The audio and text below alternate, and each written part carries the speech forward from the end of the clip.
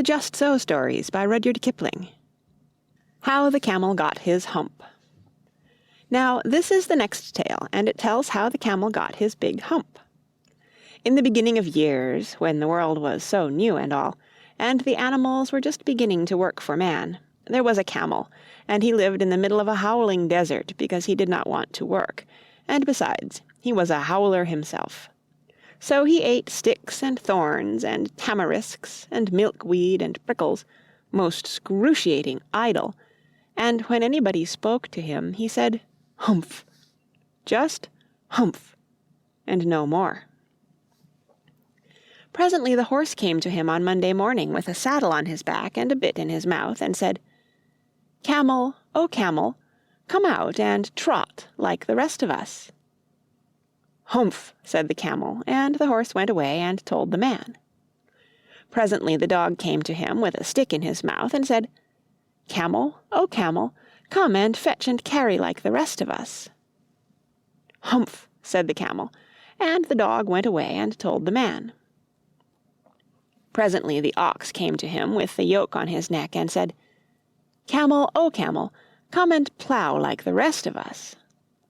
"Humph," said the camel, and the ox went away and told the man. At the end of the day the man called the horse and the dog and the ox together, and said, "Three, O three, I'm very sorry for you, with the world so new and all, but that Humph thing in the desert can't work, or he would have been here by now, so I am going to leave him alone, and you must work double time to make up for it." That made the three very angry, with the world so new and all, and they held a palaver, and an indaba, and a punchayat, and a powwow on the edge of the desert, and the camel came chewing on milkweed most excruciating idle, and laughed at them. Then he said, "Humph," and went away again. Presently there came along the Jinn in charge of all deserts, rolling in a cloud of dust. Jinns always travel that way because it is magic, and he stopped to palaver and powwow with the three. "Jinn of all deserts," said the horse, "is it right for anyone to be idle, with the world so new and all?" "Certainly not," said the Jinn.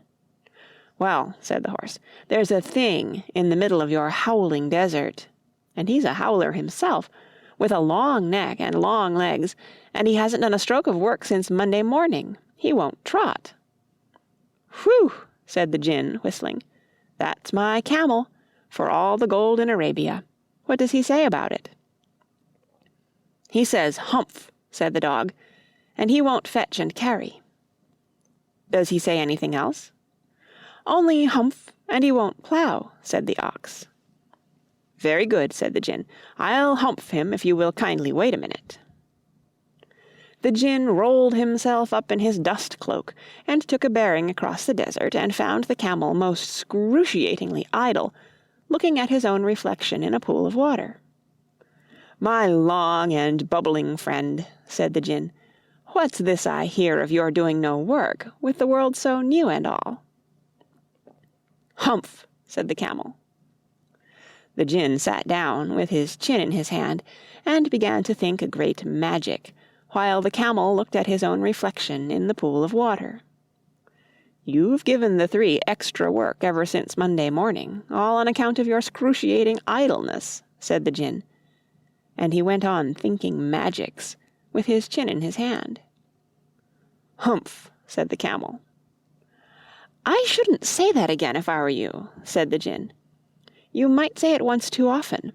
Bubbles, I want you to work."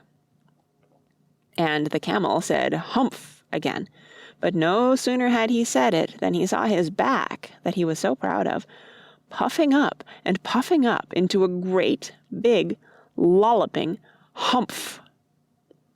"Do you see that?" said the Jinn.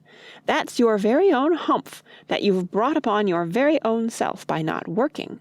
Today is Thursday, and you've done no work since Monday, when the work began. Now you are going to work." "How can I," said the camel, "with this humph on my back?" "That's made a purpose," said the Jinn, "all because you missed those 3 days. You will be able to work now for 3 days without eating, because you can live on your humph, And don't you ever say I never did anything for you. Come out of the desert and go to the 3 and behave. Humph yourself." And the Camel humphed himself, humph and all, and went away to join the 3. And from that day to this the Camel always wears a humph. We call it a hump now, not to hurt his feelings. But he has never yet caught up with the 3 days that he missed at the beginning of the world, and he has never yet learned how to behave. The Camel's hump is an ugly lump, which well you may see at the zoo, but uglier yet is the hump we get from having too little to do. Kiddies and grown-ups too, if we haven't enough to do, we get the hump, Camellia's hump, the hump that is black and blue. We climb out of bed with a frowsily head and a snarly-yarly voice. We shiver and scowl and we grunt and we growl at our bath and our boots and our toys.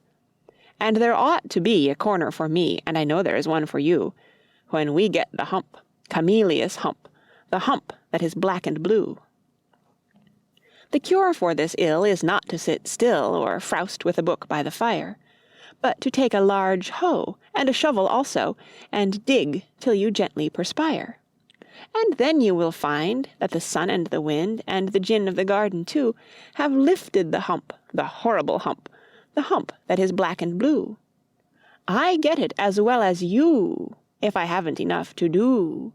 We all get hump, Camellia's hump, kiddies and grown-ups too.